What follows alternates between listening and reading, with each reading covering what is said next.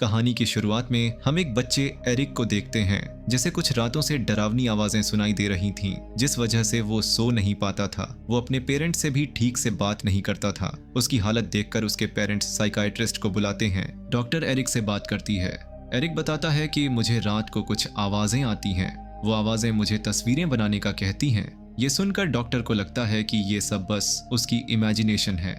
Doctor उसके parents को बताती है कि ये सब बस इसलिए हो रहा है क्योंकि वो अभी अभी नए घर में शिफ्ट हुआ है। वो बस अकेला फील कर रहा है। जिसके बाद वो डॉक्टर वहां से चली जाती है। गाड़ी में रेडियो पर अजीब सी आवाजें आने लगती हैं।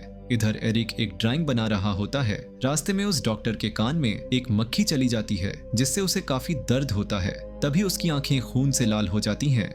इसी बीच उसकी कार का बैलेंस बिगड़ जाता है और कार एक पेड़ से जाकर लगती है, जिससे पेड़ की टहनी उसके मुंह में घुस जाती है और बहुत बुरी तरह से मारी जाती है।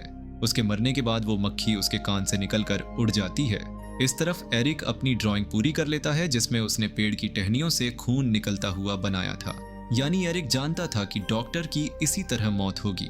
इसके बाद एरिक का डैड डैनियल देखता है कि दीवार के एक कोने में बहुत सी मक्खियां बैठी हुई हैं। वो उस जगह स्प्रे करने लगता है। तभी वॉकी टॉकी पर एरिक अपने डैड से कहता है कि मेरी बॉल पूल में गिर गई है, आकर उसे निकाल दें। डैनियल जाकर वो बॉल निकाल देता है और उसे पूल के पास खेलने से मना करता है। तभी उसकी मॉम उसे नहाने के लिए बुला लेती है।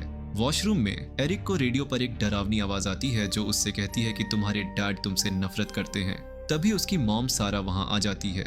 एरिक अपनी मॉम से पूछता है कि क्या डैड मुझसे नफरत करते हैं। सारा कहती है तुमसे ये किसने कहा है, तुम्हारे डैड तुमसे बहुत प्यार करते हैं। रात को सारा डेनियल से पूछती है क्या तुमने एरिक को कुछ कहा है। वो बहुत उदास लग रहा था। डेनियल कहता है मैंने उसे कुछ नहीं कहा, वो बस अकेला है। जब वो स्कूल जाएगा और नए दोस्त बनाएगा तो सब ठीक हो जाएगा। आधी रात को डेनियल को बाहर से कुछ आवाजें आती हैं। वो बाहर जाकर देखता है तो गेट शोर कर रहा था। डेनियल गेट बंद कर देता है। वो अंदर आता है तो उसे वॉकी टॉकी से एरिक की आवाज आती है। वो कह रहा था मुझे सोने दो, मैं बहुत थक गया हूँ। इस तरफ रूम में एरिक का एक खिलौना अपने आप चलने लगता है।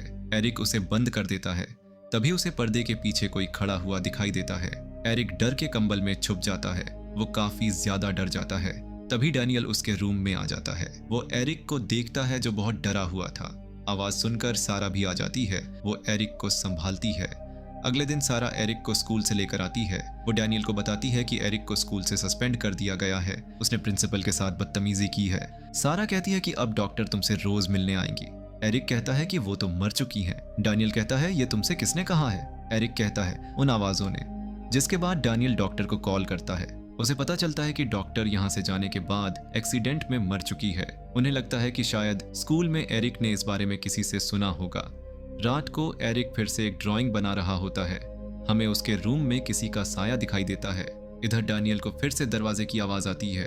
वो नीचे जाकर देखता है जहां घर का दरवाजा खुला हुआ था। उसे लगता है कि शायद कोई घर में घुस गया है। वो एक गन उठा लेता है और घर में चेक करने लगता है। उसे बाहर सीढ़ियों पर एरिक की शर्ट मिलती है। उसे कुछ गलत होने का एहसास होता है। वो एरिक को ढूंढने लगता है। उसे पानी में से एरिक की डेड बॉडी मिलती है। आवाज सुनकर सारा भी बाहर आ जाती है और हम देखते हैं कि खिड़की से कोई उन्हें देख रहा होता है।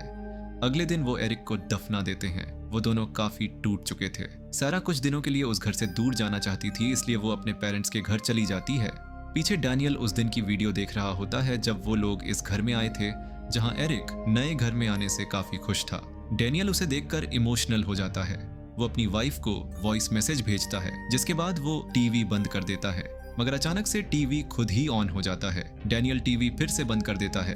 अगले दिन डैनियल को सारा की कॉल आती है। वो कहती है कि तुम्हारे वॉइस मैसेज में पीछे से काफी अजीब सी आवाजें आ रही थीं। मुझे कुछ समझ नहीं आया तुम क्या कह रहे थे। कॉल बंद करने के बाद डैनियल वो वॉइस सुनता है जिसमें उसे एरिक की आवाज आती है जो उससे हेल्प मांग रहा था। ये सब डैनियल को पैरानॉर्मल लगता है, इसलिए वो पैरानॉर्मल एक्सपर्ट से मदद मांगता है। वो अपनी बेटी रूथ के साथ डैनियल के घर आते हैं। रूथ पूरे घर में कैमरास लगा देती है। फिर वो दोनों सोल्स की आवाजें सुनने की कोशिश करते हैं। तभी रूथ को एरिक के कमरे में कोई दिखाई देता है। वो अपने डैड से कहती है कि डेनियल को घर से बाहर भेजें। उसके डैड कहते हैं कि डेनियल तो बाहर ही बैठा हुआ है। फिर वो खुद एरिक के रूम में जाकर चेक करते हैं, मगर कमरे में कोई नहीं था। तभी रूथ उन्हें बताती है कि वो चीज आपकी बिल्कुल सामने है, जल्दी से वहां से बाहर आई। मगर उन्हें कुछ नजर नहीं आता। तभी उन्हें हेडफोन से जोर की चीख सुनाई देती है जिससे वो घबरा जाते हैं।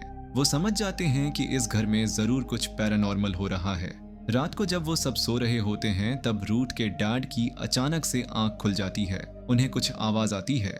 वो किचन में जाकर देखते हैं जहां उन्हें अपनी वाइफ दिखती है जो कि मर चुकी थी। वो उससे बात करने लगते हैं मगर असल में वो वही सोल थी। वो उनसे कहती है कि अब हम हमेशा साथ रहेंगे। फिर वो एक चाकू से उनका बाजू काटने लगती है मगर तभी रूथ वहां आ जाती है जिससे वो होश में आ जाते हैं। दरअसल वो खुद अपना हाथ काट रहे थे। दूसरी तरफ सारा को एक कॉल आती है। वो कॉल उठाती है। फोन पर उसका बेटा था जो काफी डरा हुआ था। वो अपनी मॉम से कहता है, मॉम डैड किसी को घर ले आए हैं, वो मुझे नुकसान पहुंचाना चाहते हैं। सारा पूछती है तुम कहाँ हो? एरिक बोलता है कि मैं अपने बेड के नीचे छिपा हुआ हूँ। सारा काफी घबरा जाती है। अगले दिन रूथ पेड़ पर काफी सारी मरी हुई बिल्लियां देखती है। डैनियल उन बिल्लियों को दफनाने लगता है। तभी वहां सारा आ जाती है। वो डैनियल से पूछती है कि ये आदमी कौन है। दूसरी तरफ रूथ एक फार्मेसी जाती है। तभी वहां एक औरत उससे कहती है जितनी जल्दी हो सके उस घर से चले जाओ। इस तरफ सारा एरिक को ढूंढते हुए उसके रूम में जाती है। वो बेड के नीचे देखती है मगर वहां एरिक नहीं था। तभी उसे एरिक अपने खिलौने से खेलता हुआ दिखाई देता है। वो उसके पास जाती है मगर एरिक बेड के नीचे चला जाता है। वो डरते हुए बेड के नीचे देखती है। उसे सामने किसी के पांव दिखाई देते हैं मगर वहां कोई नहीं था। वो फिर से नीचे देखती है। सामने फिर कोई खड़ा था जो बेड पर चढ़ने लगता है। वो ऊपर देखती है मगर वहां कोई नहीं था। तभी उसके पीछे वो सोल आ जाती है जो उसे पकड़ लेती है। इधर रूथ के डैड डैनियल को इस घर के बारे में बताते हैं कि बहुत साल पहले इस घर में एक विच को टॉर्चर किया गया था और इसी घर में उसे मारा गया था। वो विच ब्लैक मैजिक के लिए बिल्लियों को सैक्रिफाइस किया करती थी। उसी वजह से हमें बाहर बिल्लियां मिली थीं। तभी वहां सारा पर्दे से लटक कर सुइसाइड कर लेती है।